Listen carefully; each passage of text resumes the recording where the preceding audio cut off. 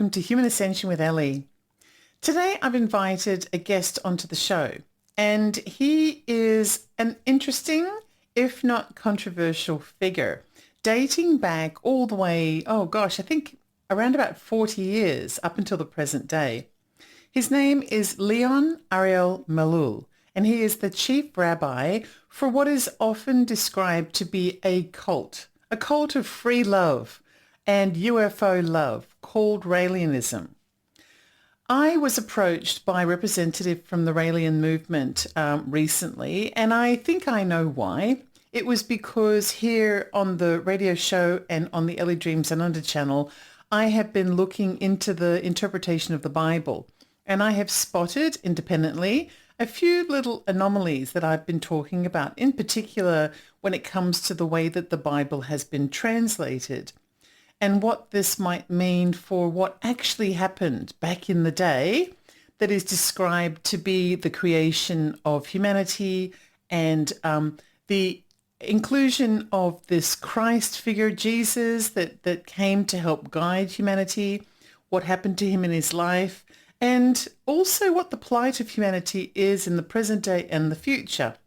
One of the things that I picked up was the way in which a variety of different names for God are used throughout the Bible. And in particular, I've spoken at length about how the word Elohim in the Old Testament is often used to describe God, when in fact it's a plural word and must relate to more than one entities, which would indicate either more than one gods or more than one other beings. Its literal translation is a family of somebodies that came from the sky. According to the Raelian Movement, that Elohim are in fact a family of somebodies that came from the sky. They are a family of creators who were created just as humanity were created. And then it became their turn through their technological advancement to find a planet and create their own masterpiece of humanity. And of course, that turned out to be us.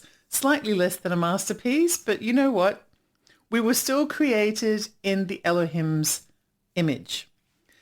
I have read now the books associated with the Raelist movement, and I have found this interview that I'm about to show you to be quite interesting, as I found the books to be interesting. Let's delve into this interview with Rabbi Malul, and then I'm going to talk to you about what I believe comes out of my experiences so far with a group that I do suspect have been misrepresented, misinterpreted, and misunderstood for quite a number of decades.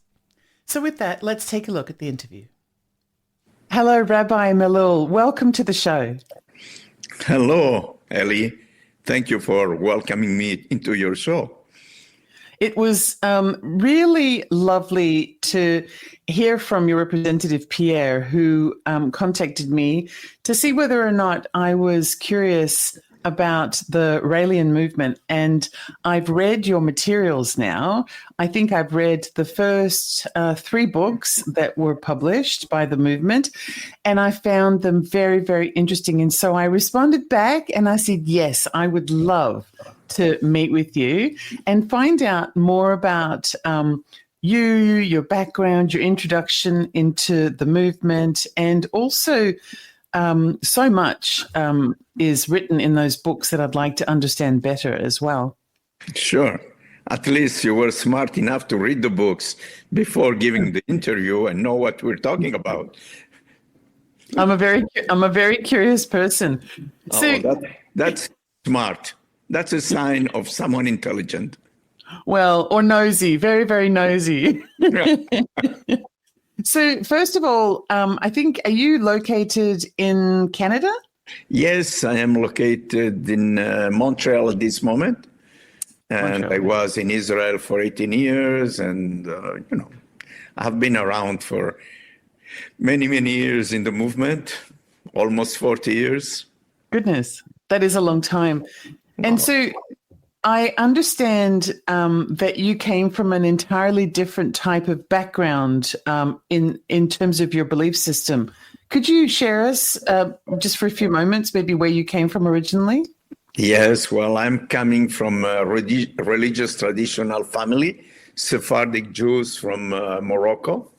On my father's side, on my mother's side, both were, very well known as religious people who were very following the religion to the point and all that. And, since I was a child, I always had questions about Elohim, which is a plural, about many sentences written in the original Hebrew Bible, the Tanakh, which are not talking about a single God or a God that is everywhere.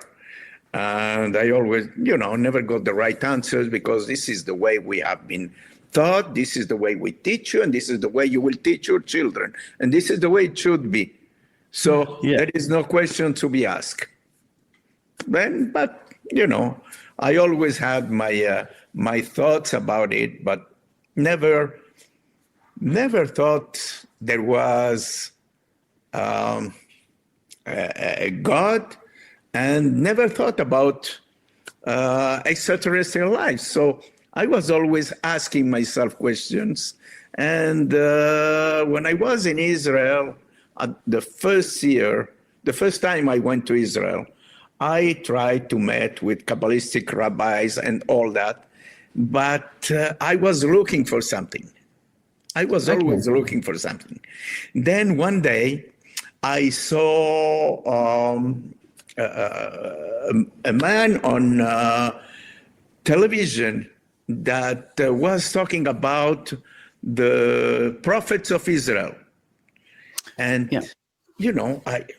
I always, I find it a little bit fishy the way he was talking, because someone I met before I saw this program on television was bringing me a video. He brought, first of all, a book. A book was called The Book Which Tells the Truth. And then I saw this book, and I didn't want to read it because I said, what, you're going to come and tell a Jew what is the truth? And then I didn't want to read it. And it took me time, but when I saw this man on television, it was a teacher of religion at the University of Montreal. Then it was his name and his phone number. And I called this guy, and the person that brought me this video, the book, he also brought me a video. And when I saw the video, it answered all my questions. All of a sudden, I thought it was, this was a revelation for me. Then, when I saw the name of this professor at the University of Montreal, I called this guy who gave me the tape. And I told him, would you like to come with me? I made an interview. I made an interview with this professor. And then I didn't know what to talk about the movement because I didn't know a clue about it. Then I asked him to come with me, and he joined me. And I went to see this professor and told him, I made an appointment and told him, listen, I saw your program on television, and what you're telling about the prophets of Israel is not very, it's not exact. It's not perfect. What you're mentioning is something very different, because according to what I know, and I knew very, very little about the movement, this is not the truth. And he told me, listen, truth or not, I don't want to hear about it, because I am already teaching for 45 years. This is my last year. I'm taking my retirement, and I don't want to hear about it. I say, okay. Then we left, and I asked this person who gave me the tape, do you have Rael books with you in your car? He told me, yes, sure.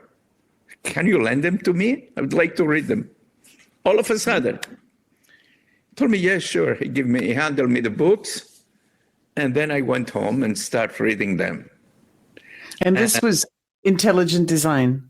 Yes, well, there was one small book which was called at that time the book which tells the truth. Yes, right. And then they add another book, which is the extraterrestrial took me to the planet, and then the third book that explained the two others. Yes. And then I read this book, and it was like a revelation for me because it answered all my questions, all the questions that I had since my childhood. And then what I did is that, I wasn't sure about it. What is this man telling me that he met with an extraterrestrial? And this is mentioned on the first book that you have read in the Intelligent Design. On the first part of it, it's mentioning about the Elohim. It's mostly demystifying the original Hebrew Bible with many verses. And then I took the original Hebrew Bible. I took a translation from Hebrew to French because I didn't speak Hebrew at that time. Even if I knew all the prayers by hand, I never knew Hebrew and I never talked Hebrew because we didn't learn how to speak Hebrew or understand Hebrew.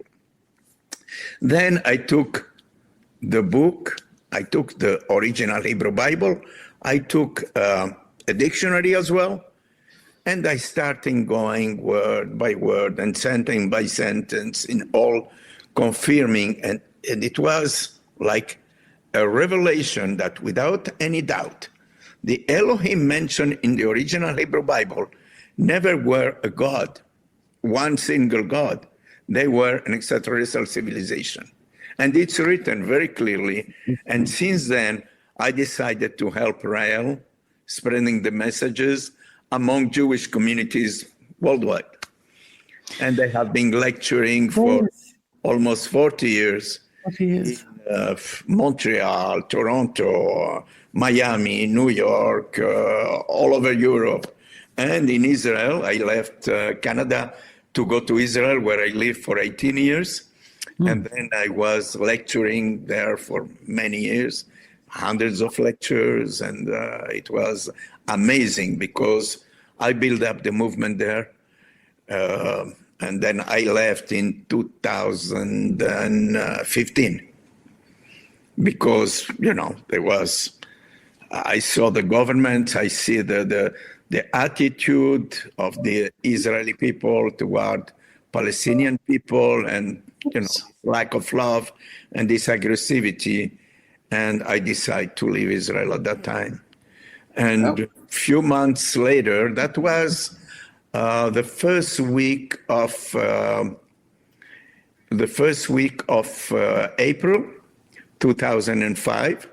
And then in August, Rael received a message from the Elohim mentioning that all Jews and all Raelians should leave Israel. So I left a little bit before.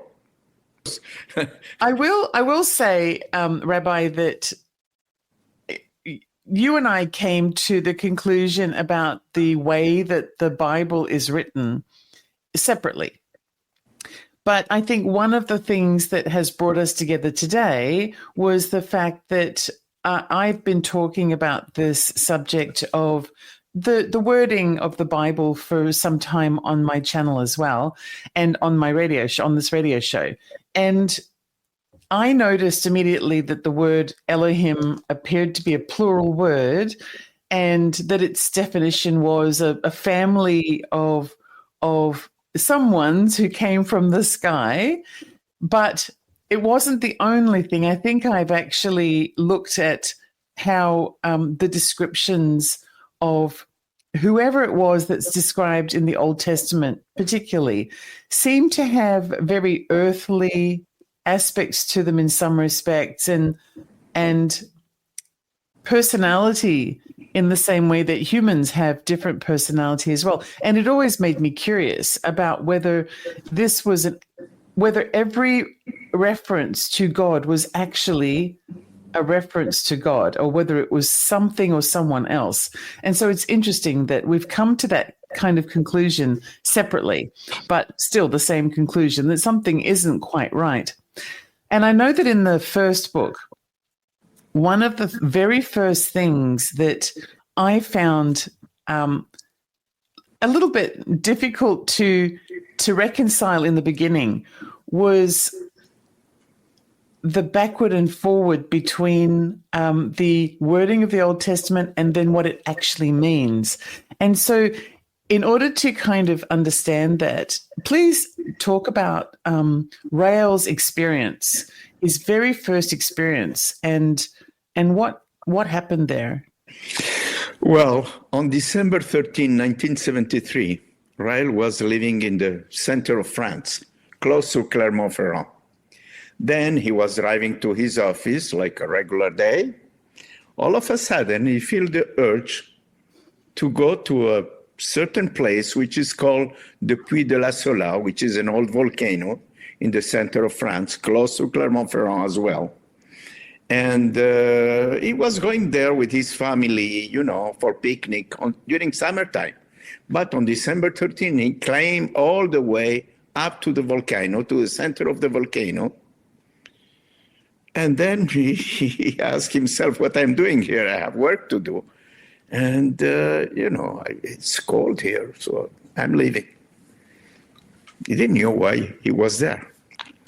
All of a sudden, he saw a flashing light in the sky, one up the object and one above. At the beginning, he thought it was an helicopter. Then, there was no noise, and he saw an engine like a spaceship coming down. And then he said, well, too bad I don't have a camera because I am a sport car magazine. I have my own sport car magazine, and I can make a good article about it. Then he saw a ladder opening and two legs coming down. Then he freaked out. He said, I don't going to move. Maybe they think I'm a tree or something. A tree?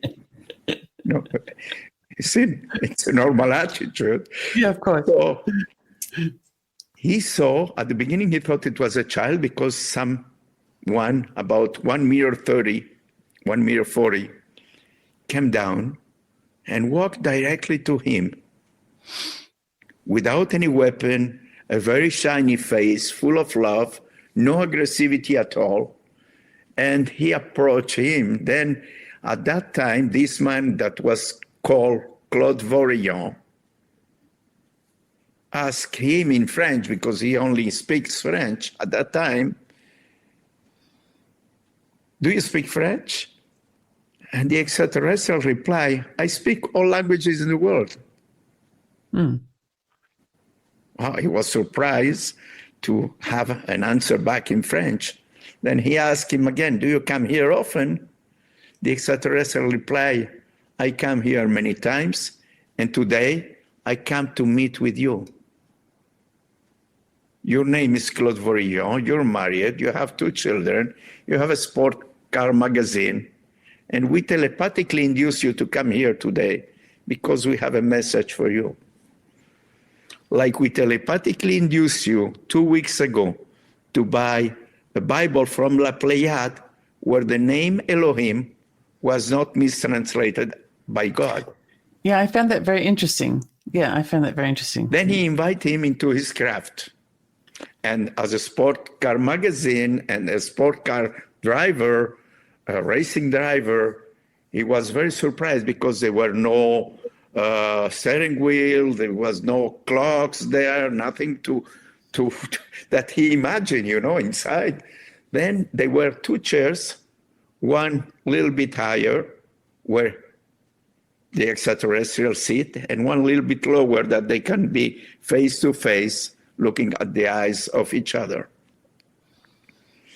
Then he revealed to him the following message. We are the Elohim mentioned in the original Hebrew Bible, the Tanakh.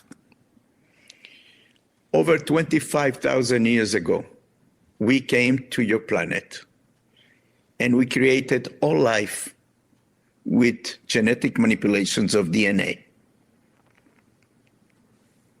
Then we started creating all plants and then trees, flowers, animals. And after 13,000 years, we decided to create the man to our image, after our likeness. We are the ones that send all prophets from all religions. Among the most important ones, Moses, Jesus, Buddha, Muhammad, and many others, as they were over 40, just sent in Israel at that time. Then people that, it reached a time now that you should understand and stop believing, because after the Hiroshima bomb, we decided to send one last messenger, and this messenger is you, because on August 1946, on August 6, the Americans throw a bomb over Hiroshima and then on Nagasaki that killed over 300,000 people. Yeah. And with nuclear, you have reached a nuclear power now.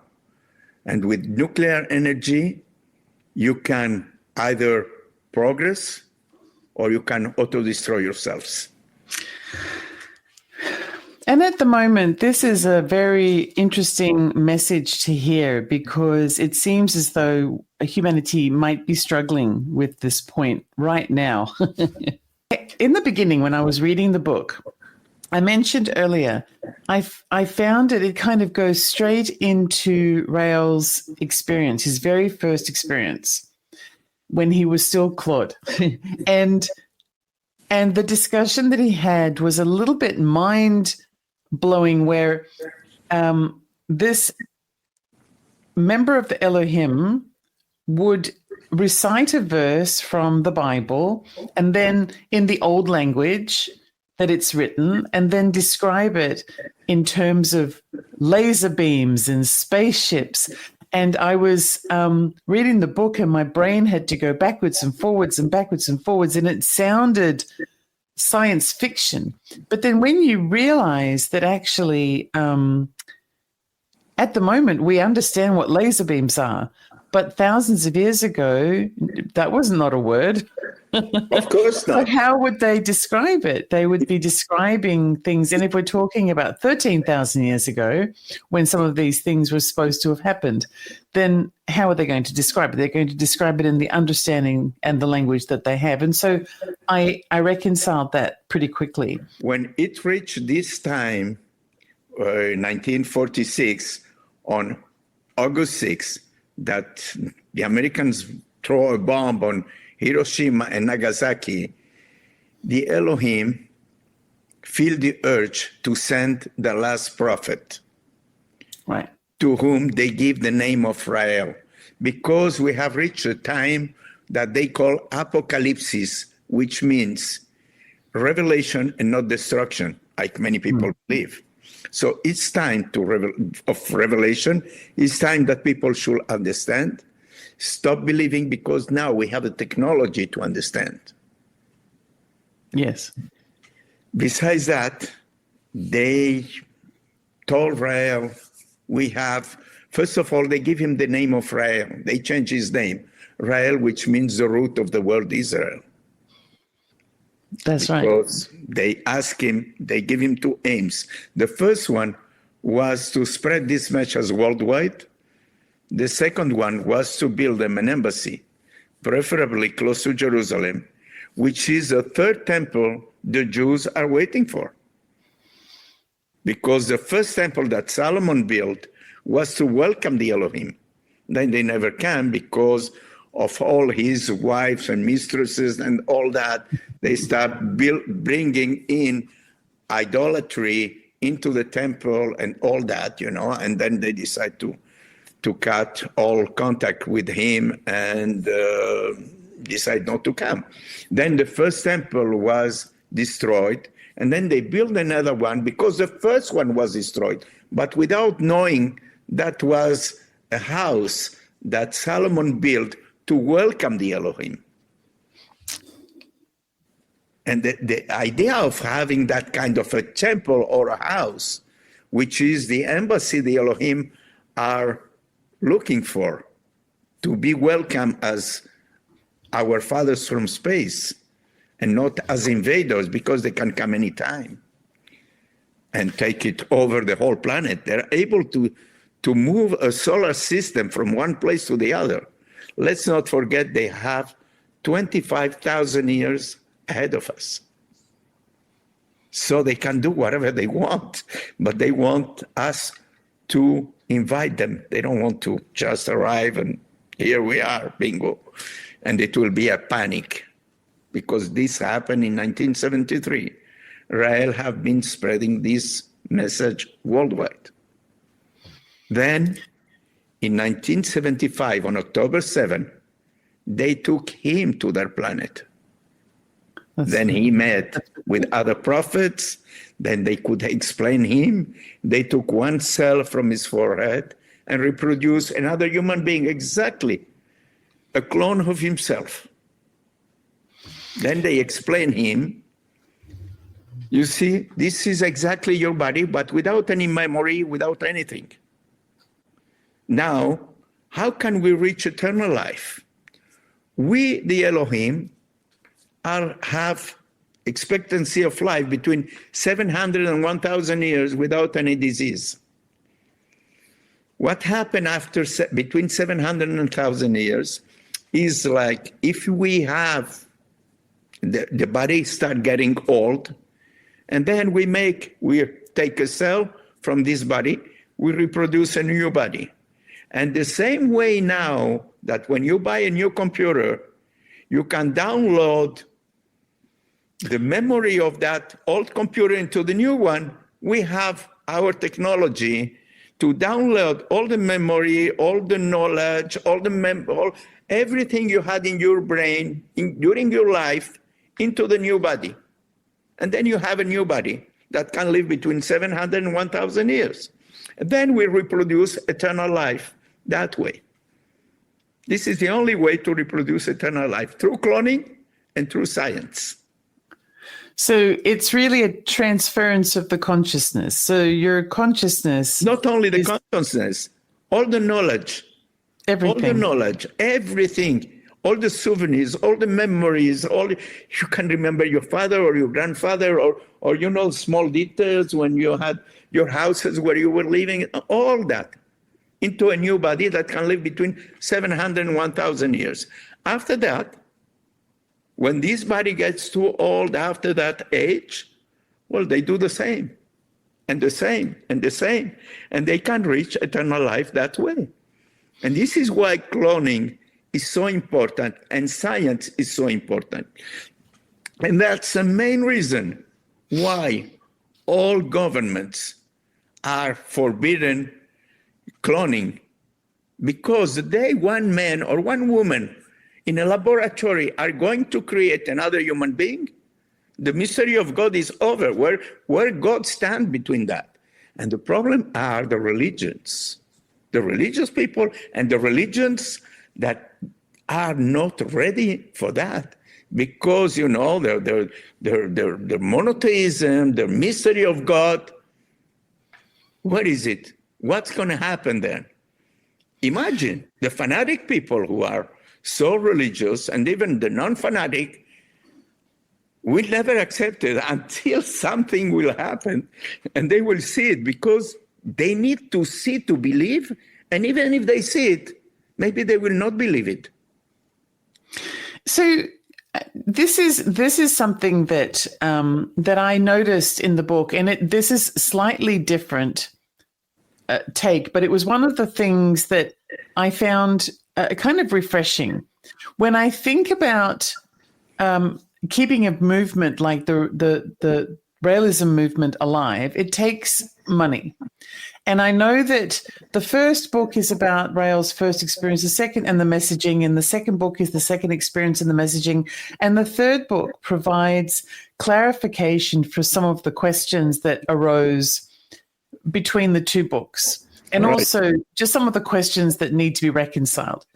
And one of the questions was about money and supporting the movement. And I liked the response that was given by the third book, that Rael should promote the idea of there being something built for the movement to be able to flourish, for the Elohim to be able to visit, for prophets to be able to, for wisdom to grow, and that a very small percentage of income for anyone who joins the movement, something like 1%, goes towards this movement. And there was an outrage about... Please allow me to correct. 1% is to allow Rael to his mission. Not all of them give the 1%. Besides that, there is a contribution that it's not Rael. All the Council of the Guides, many years ago, before I arrived, they have decided that, the same thing that Christians or other religions give 10%, like they deem to the church or other religions, to give a certain percentage of their income, that we could spread the messages worldwide. This is a suggestion, the 10%. But I know for many years, not many people could give 10%. Because when you make $200,000 a year or $500,000, it's easy to give 10%. But when someone is making only $20,000 a year, with the cost of life today and all the problems of life and the cost of living, many people, they cannot. But they help anyways, and nobody is put out of the movement if they don't give this 10%. We Raelians, we all work on nobody is paying us, not like the church, not like rabbis, not like imam. Nobody's paying us. Each and every one of us has their own business, they're employed or whatever, and we are all volunteers. Nobody gets a penny. Okay. Well, actually, I know that, I can tell from your response, this is a question that's asked a lot. And actually, it wasn't my intention to question it. It was my intention to pretty much say the same thing that you're saying. When I was reading the books, I was reading it from the perspective of someone who wants to hear the messages, but also find the flaws, because I'm coming from a brand new place. And what I noticed was that there doesn't appear to be any greed that's even masquerading as something else. And that was something that got my attention, because when I think about all of the money that is sitting in the Vatican right now that could be put to good use, I had to look at it from that comparison. And that was something that I actually found very refreshing in the book. And also some of the other messages as well. They seem very different, very different for the way compared to how we're conditioned to feel and believe and operate. But if you try very hard to remove your conditioning as you're reading, there's a lot of very interesting messaging in those books. And I wanted to share that with you. One of the things that surprised me was the discussion about children and behaviors that should be taught from the beginning, and the way that a person should be born, and the sacrifice that parents should make, that's ego-based sacrifice if it's not going well as a parent, and things like that. And I found all of that very interesting. It's very different to anything that people generally do when a family is in crisis or something. And so these things got my attention. They did. Definitely. And that's, the Elohim went through all what we are going through right now. And with so many years, 25,000 years ahead of us, they are giving us the way they live, and they went through that, and how they solve the problems. Now, it's up to us to put them in order to behave, to be better, to confront our lives better, and to go further ahead with their knowledge and with their technology, instead of going the way we're going right now. Because when you see, sometimes I think about it, and it's totally crazy. Instead of helping people, helping each other, because each person is the cell of this humongous body that composes humanity. And instead of helping each other, instead of caring for each other, instead of sharing with each other, in what kind of world are we living? Just making bombs to kill people. And then we send wheat to Africa to feed them. But on the other hand, you let them starve and you throw bombs on them to kill them. Not only in Africa. Look what happened in Palestine. Look what's happened in Africa. Look what's happened in Syria. Look what happened in Lebanon. Look what's happened in Iraq.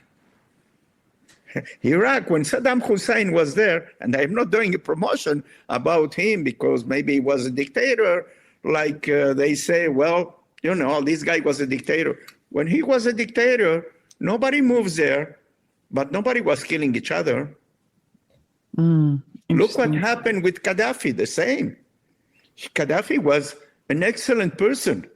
He was a dictator in his way, but he wanted to make Africa unified. He didn't want the dollars anymore. He wanted to be paid in gold. So that was, how can he oppose the United States? How can he oppose the world? Then they went there, they bombarded him, they killed, and now they're killing each other. Well, there does seem to always be an excuse for killing and war. Of course. This is why Rael told us it's so important that every country should have nuclear weapons. Why? Because every country that have nuclear weapons, nobody attack them. Look at North Korea. What happened? Well, they have nuclear weapons, so we don't attack them. That's all. I think that the thing that I noticed from the book is that it says that instead of focusing so much on the individual needs, there's a hierarchy, and the most important thing is infinity, which is basically everything is the first thought. And then the second thought is the Elohim, and then the third thought is humanity, and then the final thought is the individual. And looking at it in that way, it becomes impossible to make a devastating decision if you're thinking of it in terms of infinity rather than as an individual. Because as an individual, you're going to be thinking about, I need my $10 right now. And in the scheme of things, it's really meaningless compared to what if all of existence wasn't, was affected. Well, listen, what's most sad, I should say, is that, as I mentioned a couple of minutes ago, each and every one of us is a cell of this humongous body that composes humanity. If we are a body, the cell of my eye should not shoot the cell of my leg, right, or of my hand, because it's the whole body. But people are not aware of that, and they're not conscious about that. And this is a symbol that represents infinity in space and time, which is very controversial because there is a Star of David, and most of people say, wow, the Nazi sign inside. There is nothing about the Nazi sign. This is a symbol of peace and love. It's the symbol of the Elohim. And what does swastika represent? Represent infinity in time. And let me explain what the Star of David represent. The two triangles that you can see also on the screen behind me are the infinity small and the infinity large, which means we are in a planet. This planet is in a solar system. This solar system is in a galaxy. This galaxy is in a universe. And this universe is an atom of a cell that something or someone that is alive, which is not a God. It's an atom of a cell of something alive. Could be in form of a worm, of a cat, or I don't know. No, even the Elohim don't know, because it's so huge between the difference between us and this infinitely large that we don't know what it is. We know something. They told Rael, this is something that is alive, but we don't know. Could be a worm, it could be an ant, we don't know. And they don't know. Now, this is, interesting. Now, this human being or this animal or this something that is alive, let's call it this way, which is not a God, is also looking at another planet, at another skies, at other trees, and is inside someone even bigger. It's like the Russian dolls. Yes. And if we go back, like we are, this is infinitely large, and if we go back to infinitely small, one atom of one of our cells is an infinite universe where they are galaxies, solar systems, planets, and in some of those planets, there are people that are living. Now, for us, the time to breathe maybe is 100 years for them. And for us that are inside that humongous being or animal or whatever, one breath from him, it's maybe 80 or 90 years for us. We don't know. But the thing is that we are all one. And the swastika inside this symbol, it's infinity in time, which means this is the infinity and we are part of a whole. We are all connected.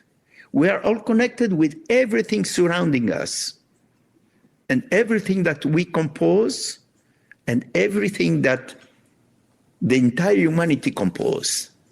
And when we see this crazy world where we're living right now, that one president or one government is sending soldiers to kill other people that they don't even know. And as you have read in the book, the one that pulled the trigger is as responsible as the one that gave the order.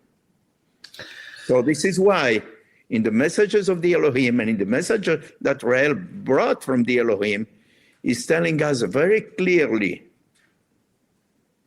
even if I ask you to do something against your consciousness, or even if the Elohim asks you to do something against your consciousness, you shouldn't do it. And we are the only religion that, if we call it that way, because what means the word religion? That we are connected to someone. We are connected to the Elohim. People, I think they're connected to a God, but they're not connected because the religion doesn't mean to pray. It's to be related, to be connected. You, if I tell you something, or even the Elohim tell you something that goes against your consciousness, don't do it. It's not like the Elohim talked to Abraham and they told him to sacrifice his son and he was going to kill his own son. because he was stupid. Simply. So this is something that interests me because it's not just being said by the Elohim. I've been looking at other types of wisdoms, ancient wisdoms, other types of belief systems, and there is a central theme in many of them that we are just an aspect of something bigger and everything is interconnected. And I understand that in Raelianism, there's a belief that there's no God, there's no soul. It is an extraterrestrial family of beings who created us because they were also created by another version of something that created them. They've created us, and we will go on to be the creators as well. And a lot of this actually, it's so different that it's very hard to wrap your head around. And it's also very hard to understand with an interview here and an interview there and things like that. But when you actually look at the concepts, apart from the scandalous kind of controversial aspects of things like sex and things and the questioning of what exactly is an extraterrestrial and is it my kind of extraterrestrial that I believe or not? And, you know, the rest of if you put all of that aside, the rest of the messaging is really about being a positive person, doing good things in the world. And I know that the organization has a lot of humanitarian work that you do as well, to treat people, to give people an equal chance in life, and to take away the barriers that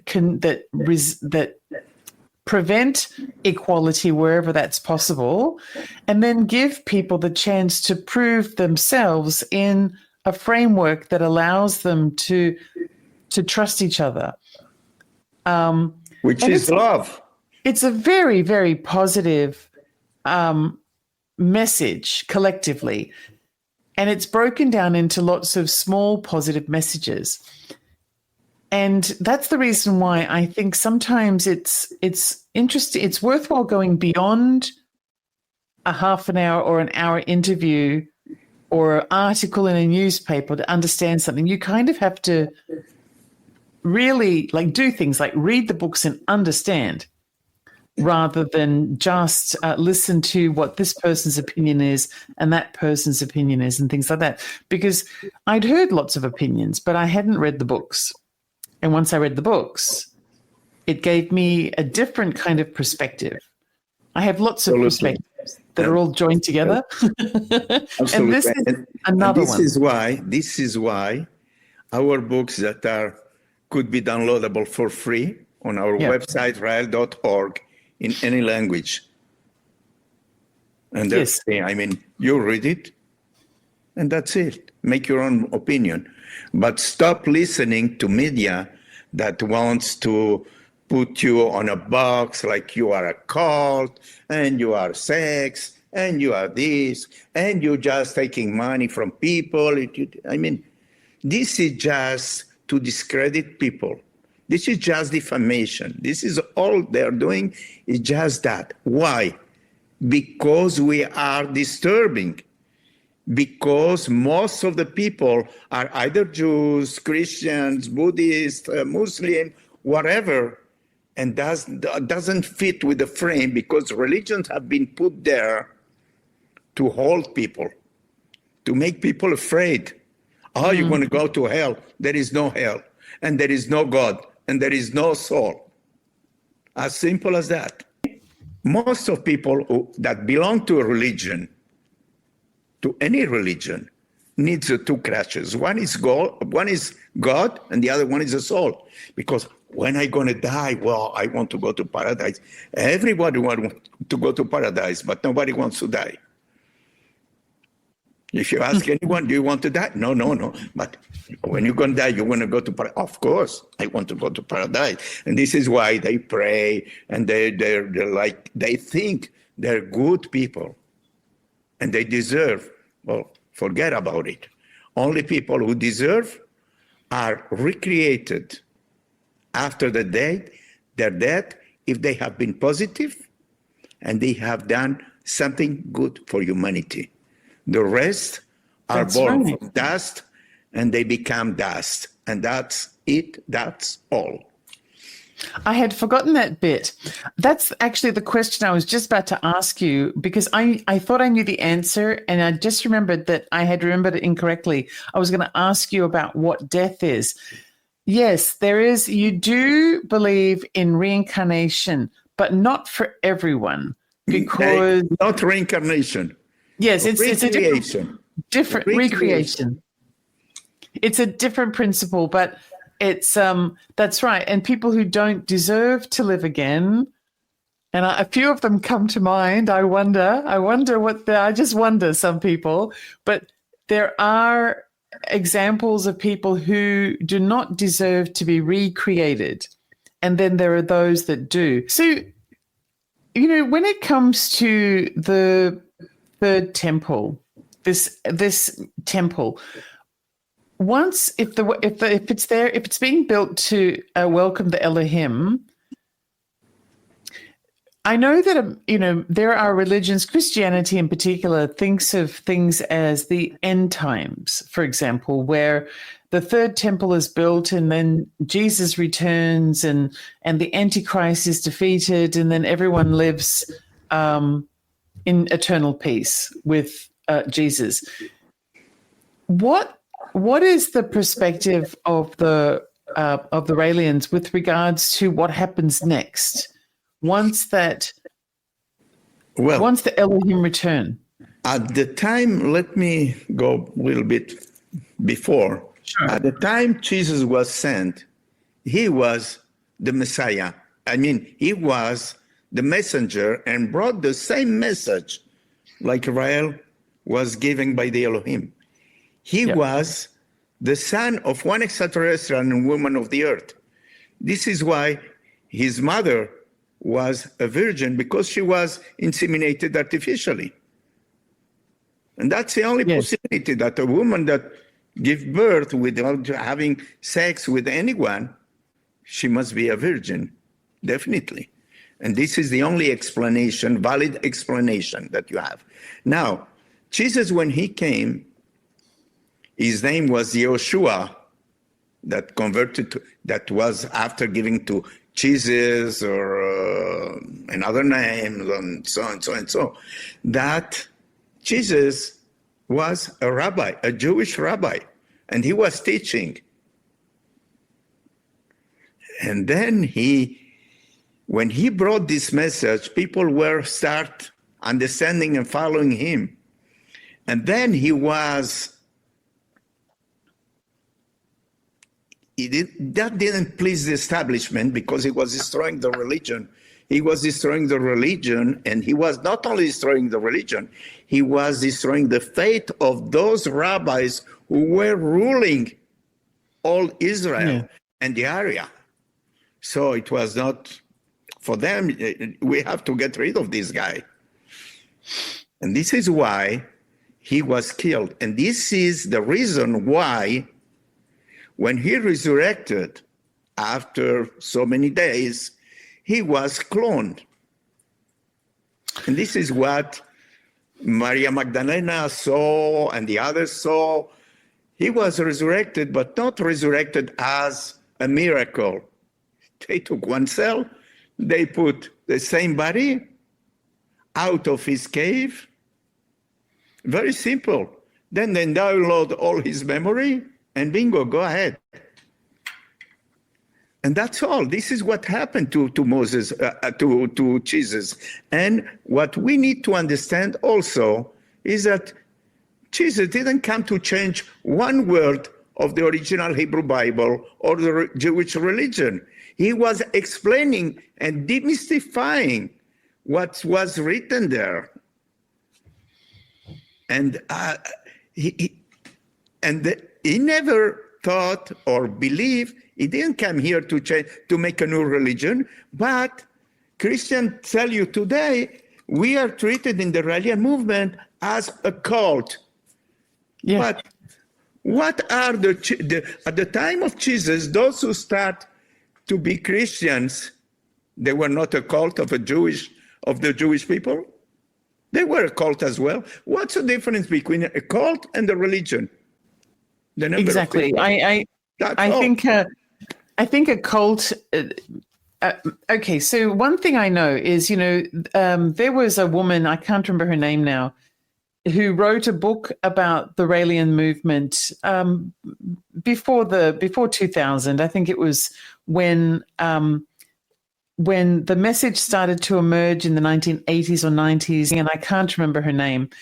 And she wrote an entire book having delved in very, very deeply. And her conclusions were that she believed in her expert, well-educated opinion that the Raelian movement was unusual and that it was difficult to understand certain concepts. But in terms of being a cult, it's the strangest cult because it doesn't seem to want to take a lot of money from people. It doesn't seem to want to mistreat people. It doesn't have any violent tendencies.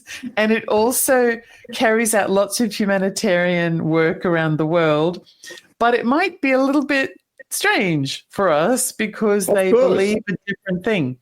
And I thought that was very kind of funny in a way, because it got me curious about the use of these derogatory terms. So if it's a positive thing that people want to believe in, it's a religion. If it's a cult, there are definitely cults out there. They do terrible things to their members, and the person at the top of the cult generally is a very unwell person who is sociopathic or psychopathic. And I'm not going to say that cults don't exist, because they do. But when it comes to the Raelian movement, I'm not sure that I believe it's a cult either, because it doesn't have the characteristics of all of those harmful things. And that was one of the reasons why I wanted to interview you, because having a belief system that people may or may not agree with is different to being a cult. What it is, it's a different belief system that people don't understand. And either they don't understand or they want to destroy because it doesn't fit the world. It doesn't fit what they have been taught. It doesn't fit because everything new, it's frightening for other people. Yes, everything exactly. new, it's disturbing a lot. And this is why they try, to destroy, they try to defame, they try to say so many programs and so many things bad about the Raelian movement, because they don't want people to know the truth about our origins. That's the main reason. Because, as I mentioned before, the day all these are going to be discovered, and we are discovering it with science and technology, soon the mystery of God will be over.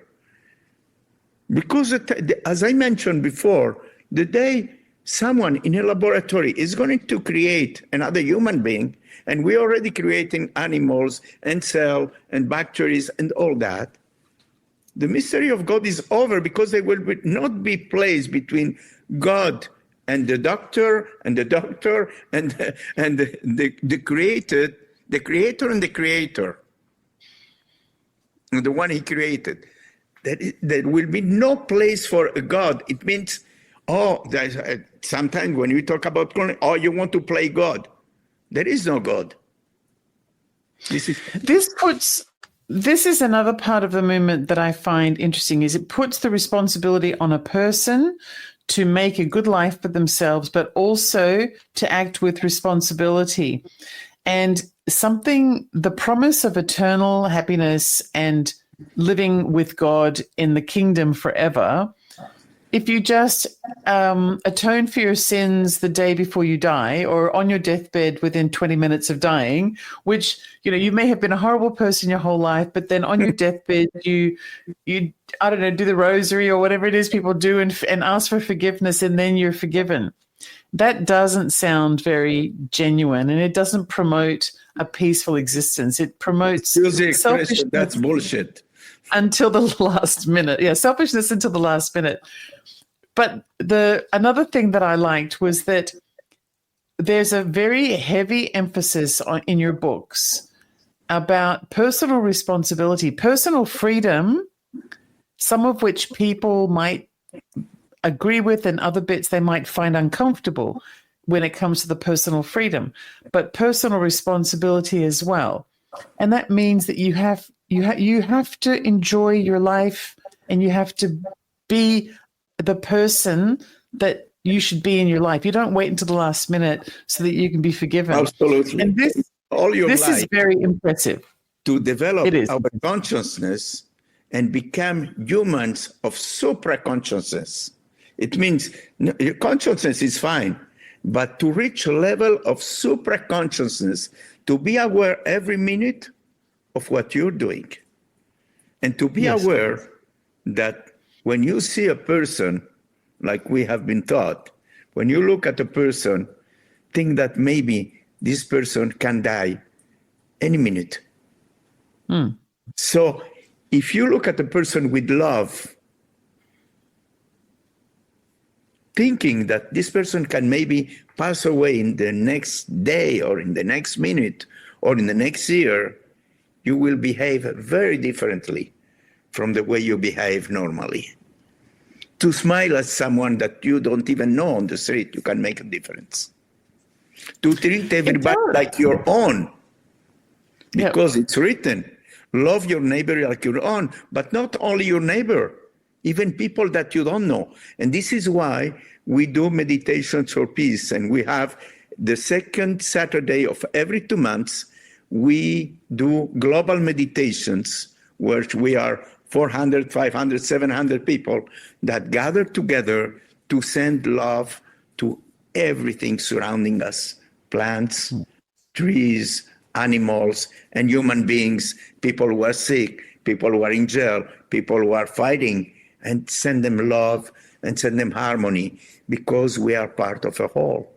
And if we can cure this disease, which is aggressivity, greed, and this lack of love that is running the whole world because of greed, because of money, this will not reach nowhere.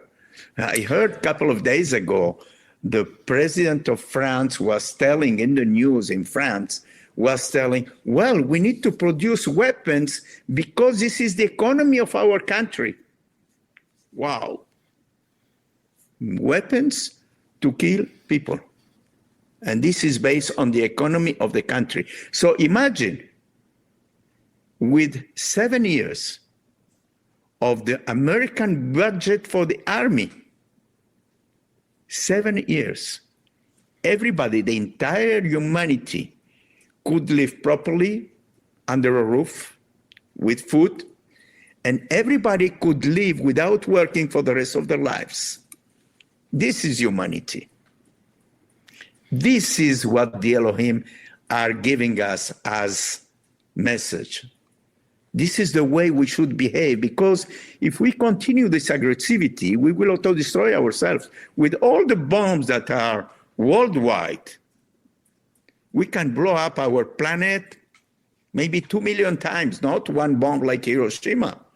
That was like a fireplace at that time in 1946. Imagine what we have today in every country that have nuclear bombs. And it's good that they will have them, that nobody will attack them as well, but not to use them until one day we develop our consciousness and our supraconsciousness to love and care for each other. And this is the main goal of the Raelian movement, to develop our inner happiness. Because if you're happy, you make other people happy. And this is what we should develop in our life, because otherwise we're going straight to the wall. The problem is that we're destroying our planet, but we don't have another one where to go. Not yet. So, like someone said recently, If you give bamboo to a panda, or you put $1 million, they're going to take the bamboo. But we are destroying our own resources for money. Are we going to eat the money? As simple as that. And if we don't realize it and change this world, and this is the goal of the Raelians, to change this crazy world, we are going to auto-destroy ourselves. Because according to the laws of the Elohim, according to the laws of the universe, we are ready to welcome other extraterrestrial civilizations. But before reaching that level, we need to be pacifists. We need to destroy all weapons on earth. We need to love each other and care for each other.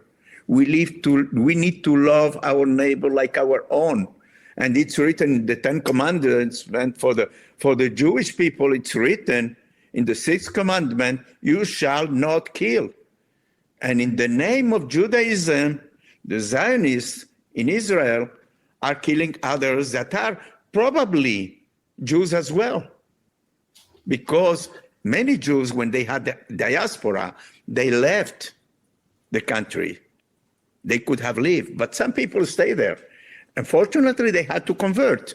Like at the time of the Inquisition, the Isabel the Catholic, many Jews in Spain, they didn't leave, they convert to Christianism. And they still carrying the name of Jews. But they converted, like many converted to Islam, because they were forced to. Either you do it or you are killed. That's all. So many people, they say, well, I have my father here that is sick and I cannot leave him and go back or leave the country. So I say, I have to convert. Okay, I convert. So what? And Palestinians are Jews who were, even the Bedouins are Jews who stayed there. They have more rights than all those who came from Eastern countries, like from Poland, from Germany, from Russia, from everywhere, because these people, they don't belong there. They took over a country and they're putting the Palestinians aside and the Muslims aside to take over the land. That's all. The land of Israel in 1948, when the declaration of the State of Israel was done, it's mentioned in the books that the Elohim say you should bring back from the east, from the north, from the south, and from the west, all Jews. What's the reason they brought all those Jews after the Holocaust to Israel? That they could build the third temple and welcome the last messenger of the Elohim, which is Israel, who is the long-awaited Messiah. They have been waiting for years, but in their mind, I don't know, not him, it's someone else. But when the Elohim sent Moses or Jesus or Buddha or Muhammad, they didn't consult with others to see, which one do you like? Which one is more suitable for you? That's the reason why somebody like Jesus has gone through a persecution anyway, because he was talking about things that people may not have always understood or agreed with, and that's the reason why he was murdered, I guess. Absolutely. And it just goes to show that we haven't changed very much over the course of time. And besides that, after Jesus was killed, Israel was left, the protection of Israel was left by the Elohim. It was left, so they had 2,000 years of exile. Punishment. And this is why the Holocaust happened. That the same thing like when the Jews left with Moses on the desert, when they were liberated from Egypt, that they were 400 years in slavery. all of them, they didn't enter like they say, well, Moses got the Ten Commandments in Mount Sinai. That's not true. They got lost in the desert. They went until Saudi Arabia. 40 years they were lost, that all those who left die before getting to the land of Israel, and they enter through the Jordan. It means, where is a Sinai that is here and Jordan that is here? They entered to the Jordan. It means they went all the way to come to enter Israel from another world, from another place. And when they said, Moses died and he asked God that nobody will find his grave. There was no grave. He didn't die. They took him with him, like they took Enoch, like they took Elijah the prophet, like they took many others. It's you see, these aspects of the movement, I do find them interesting. I mean, I'm digesting a lot of information from a lot of different sources, but there are questions that seem to fit very well with the beliefs of the movement in terms of what physically happened to Jesus, for example, and how did he physically return sufficiently credibly, because people wrote about him from numerous different perspectives after he died. And the Christians 70 years after he died. And that was not written, so something from, obviously from mouth to ear, yeah. From mouth to ear, and everything. Like if today I ask 100 people to design a tree, no one of them will have all of them will have a different trees. So the interpretation of someone that heard from his father or from his uncle or from his friend, oh, this was happened to Jesus, he think about it, he think on his brain, and he developed, no, this happened. Nobody know what happened. It's kind of Jesus wasn't born on December 24th. Who knows it was December 24th? At that time, they had Jewish calendars. How can we know it was December 24th? Nobody knows. It's all a gimmick. When you were talking about the Vatican, you were mentioning the Vatican. With all the gold that is on the Vatican, and they have on their script that you have just a pair of sandals and just one robe. Where is all these millions for? They have buildings everywhere. They have even manufacturers for weapons as well. They have also laboratories for drugs, for medicines.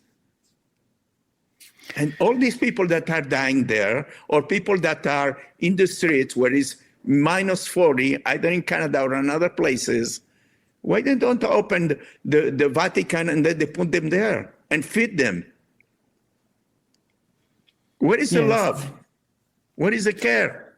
And the thing is, it is written that way in the Bible too. So you'd think that they at least would follow what the Bible says to take care of one another. Sure. I think that in today's society, it would be nice to hear your perspective of, I don't know. I think I'm thinking about people who are watching and listening. They might believe, they might not believe, they might be curious, they may not be curious. But how do you want to finish with the message that will kind of give us an understanding more about why you chose to be here and what you think is a good thing for us to hear right now in the world? The first thing is to read the book that is available for free on rael.org. You can download it and read it. That's it. It's for you, fine. It's not for you. At least you make your own opinion in your own mind instead of reading all the bullshit that is mentioned in the newspapers and on the medias and all those who criticize without knowing what we're talking about. Or they want to destroy something that disturbs them. and destroy their beliefs and destroy the church and the Vatican. Because I can go ahead and tell you something more important. At the time of Moses, Pharaoh wanted to kill all the newborn child Jews because he knew someone that was called the liberator will be born. At the time of Jesus, Herod, that was king of Israel, decided to kill all the newborns as well because he knew a king will come. That was at the time of Jesus.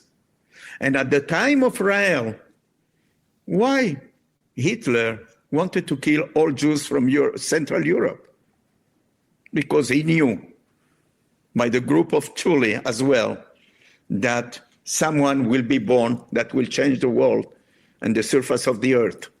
And that's why he took the swastika, which is a symbol of peace that in India and in other countries from Asia, to make it hate by the Jewish people. Because he wanted to make something perfect, and the swastika is perfect. All this is just to tell you, listen, make your own mind, but be open-minded when you read this book. Okay. And ask yourself just one single question after reading it, because there is no other question than just one. What if this is true? Yeah, good point. What if this is true? That's all. Ask yourself a question. That's a very good way to end. What if it's true? Rabbi Melul, it's been a real pleasure to have you on the show. I'm so glad that you took the time to come and speak to me. And I do hope that people will read the book and make up their own mind.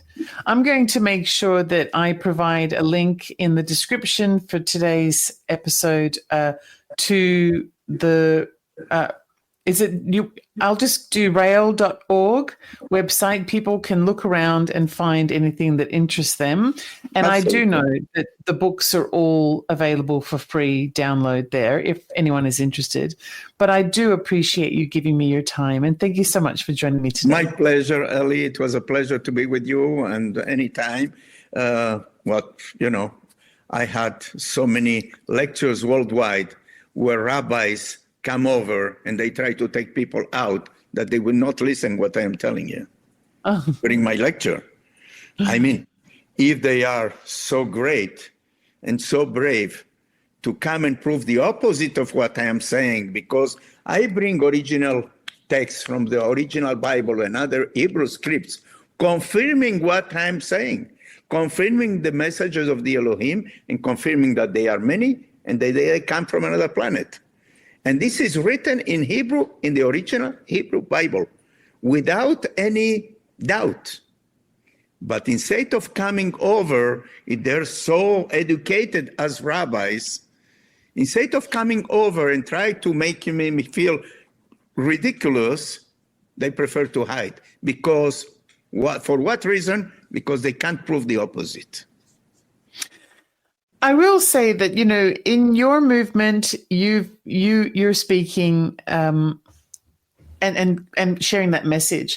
But even outside of the Raelian movement, there is a growing number of people who are recognizing that there's something not quite right about the interpretation of the Bible, and that it has truth within it, but it also has a lot of other nonsense as well, which we don't know where that came from. But the truth is something a little bit different to what it's been presented as. And so the fact that a lot of people have that in common, regardless of where they're coming from in their philosophy on life, I think means that eventually, the more we know, we will all ultimately converge. I just hope that it's sooner rather than later. We are here to demystify the Bible, as simple as that, and to make people understand that they could stop believing. After you read this book, as I say, Stop believing and try to understand. Yeah. Put your beliefs aside, read it, and then make up your mind. And then ask yourself a question: what if this is true? That's all. Thank you very much. It's Thank been a you, pleasure. Ellie. So that was my interview with Leon Ariel Malul, the chief rabbi for the Raelian Movement. As you can see, he is an articulate fellow. He's obviously a very brave man because he has been traveling the world and speaking on behalf of the Raelian Movement for many decades. And often he has been chased by criticism and ridicule and attempts to debunk and all kinds of things. Certainly controversy has chased him around, as it has the entire Raelian Movement. The things that are most controversial in the movement, that are used as a weapon kind of against the movement, are the concept of what's described to be free love, and also this just the extraterrestrialness of it all, because the traditions and religions that form part of the norms of society would have us believe that God is an entity in the sky who single-handedly created everything that exists in reality, and that it is our job to serve him during our lifetime by worshipping him and believing in him and spreading the word of him, so that we can be worthy to spend eternity with him after we die in his kingdom. He's represented by so many different names in the Bible, in particular in the Old Testament, where he has many names, including Yahweh and Elohim and many others. We can't reconcile in this traditional normal existence of ours, we can't reconcile the fact that Elohim is actually a plural definition for something. And we also can't really reconcile the fact that the God Yahweh that appears in the Old Testament was kind of grumpy and took revenge on people, and that he was a God, and that it was our job to worship him and to be grateful for everything that he did to us, as well as for us. However, if the Elohim are a family of human entities that were created by their creator as a form of their kind of humanity, and if Yahweh, who is the chairman or the chief of all of the Elohim, is an entity that is tangible and has lived a life just like any other person has, then we can suddenly begin to understand how he could have a personality that included anger and rage, and he could have made decisions that were kind or selfish or revengeful based on whatever it was that was taking place at the time. And that those things could have been captured into this book that is now called the Bible. The question is, why has it been interpreted in the way that it has been by the church? And that's one of the things that the Raelianism movement wants to be able to define for us, or help us to be able to understand and clarify. The position is basically that religion is a buffer that stands between us and reality, and that not everyone involved in religion is necessarily doing this on purpose, because people are going to believe what they believe and they're going to join a religion based on their belief. However, the concept of religion is a deliberate design to blind us from the truth, and that the truth is that there is no God, and that there is no soul, and that we were created by a tangible, non-godlike extraterrestrial being who also was created by a non-godlike extraterrestrial being who may also have been created the same way, and the entities before and the entities before and before. And that we may appear to be a whole person, but we might in fact just be an atom of an atom of an atom. And that reality is infinite, and that it's based on science and technology rather than spirituality. And that once we wrap our head around that, by perhaps being able to start cloning humans ourselves and becoming the creators that we're so afraid to become, we might suddenly realize that everything that we believed has always been wrong. Now, I'm not saying this is the case. I'm saying this is a perspective. I'm going to be really honest about what I was thinking when I went into this experience and what I think now. I was happy to interview a representative from the Raelian movement when I first went into this exercise. I didn't have any preconceived ideas, but of course I did have my conditioning, which all of us have from our life. And so I started reading from the very first page. And immediately I hit a stumbling block because at the very beginning of book 1, there are pages and pages and pages during which Yahweh is describing to Claude, who now is renamed Rael, but Claude at the time, a variety of different verses from the Old Testament. He's reading the verses from the Old Testament, and then he's immediately translating them word for word into what they actually are supposed to mean in the modern language. And so you will hear something that sounds really ancient and Bible-ish, and then immediately following that, there'll be a sentence or phrase or paragraph that is talking about spaceships and laser beams and levitation and all kinds of things, metamorphosis and all kinds of things that just don't seem to make any sense. They don't seem to reconcile. And so it's really hard in a theoretical sense, but also in a practical sense for your brain to go from one to the other as you're reading. And the book nearly lost me as a result of that. If I had simply picked up the book because I was curious, I probably would have put it down at that point because, I'm kind of nuts and bolts, aren't I? I'm very skeptical when it comes to being a spiritualist because I know that I am. It's a character flaw. But because I wanted to interview Rabbi Malul, I persevered. And when I persevered, the book just opened up for me. And suddenly I began to see the messages. But I needed to understand the beginning first. The messages I'll talk about in a moment. Moving into the second book, I found another stumbling block, which was a little bit difficult to overcome because I am a woman living in the modern world. And that I have the conditioning of my upbringing and my education, but also the reality of society as it currently is. There is discussion about Rael, who formerly known as Claude, the messenger who has been chosen by the Elohim, being taken by them and given experiences, sensory experiences that also come with additional messages. And one of those sensory experiences relates to being given a half a dozen different women who have been created for the sole purpose of giving him pleasure. And I'm reading this part of the book, and as a woman who is independent and has had experiences in the world, some of which have been less pleasant than others, with a variety of different men, then I think to myself, oh gosh, this just sounds like somebody's, fantasy.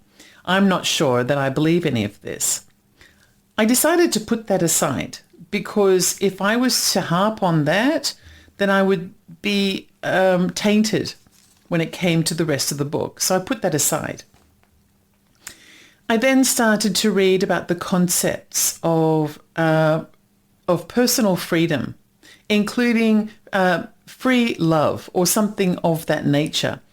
That's what the Raelian movement is mostly known for being this free love kind of yielding UFO adoration committee. And if you look at them that way, then yes, you're going to be tainted by the fact that, this is a boys' club and it's just about being able to have unaccountable sex with as many women as you want, perhaps even all at once. But that's not what the book is saying. And in order for me to understand that, I had to read the entire book. So what the book is saying is that we have there are concepts that are very important parts of our existence. We are entitled to be whatever it is that we need to be in order to be happy. And that's what our creators want from us. All of the perceived restrictions in our lives are based on the boxes that our society's framework has placed upon us. And that includes our religious framework. To have children out of wedlock is a sin. To get divorced is a sin. To, give up your children is a sin. To have sex with more than one person at once is a sin. To have sex with a person of the same sex is a sin. There are so many sins. In the Bible, there are so many sins that you really need to be Einstein to keep up with all of them. You need to have at least a photographic memory. According to the Raelists, though, it's not about free love. It's about freedom. It's about freedom to be whoever it is you need to be. You can be celibate and they will be happy. But you can also choose not to be. The important factors here are that everything you do that involves another person should be done with mutual consent. That's the thing that's important, so that humanity can trust one another. And there also should be a lack of judgment. But it should be entered into, whatever it is that you do in your life should be entered into with you fully accepting your own personal responsibility. And when you look at it like that, then the whole concept of this controversial free love thing, it kind of becomes diminished. It's a very small part of the movement that has been blown out of proportion for decades, because that's what gets clicks and that's what gets attention, and that's a great headline to put in a newspaper and things like that. It's also a really easy way to ridicule an entire group of people.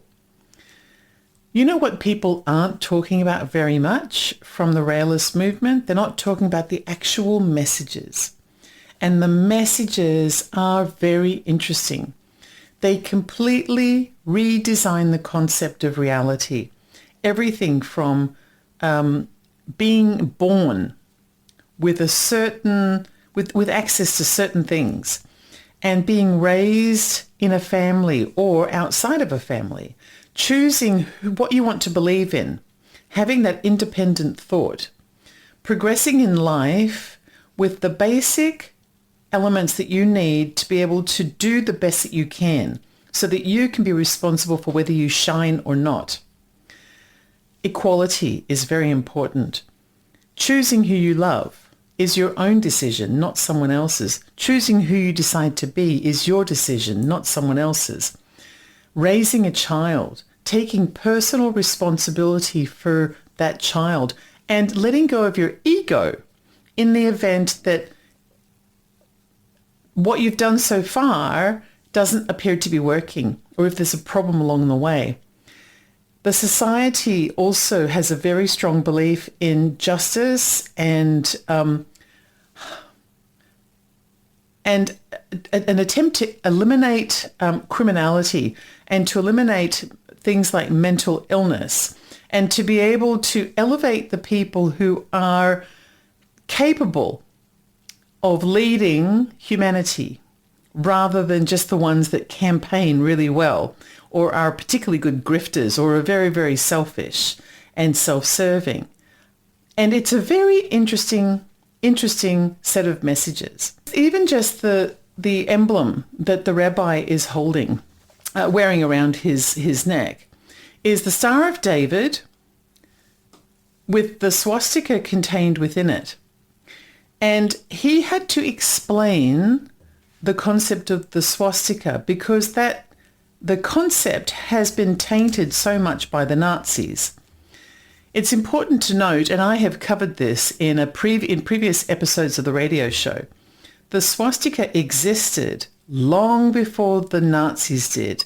This interview raises yet more questions and makes me wonder whether some of it might actually be more pieces of the puzzle.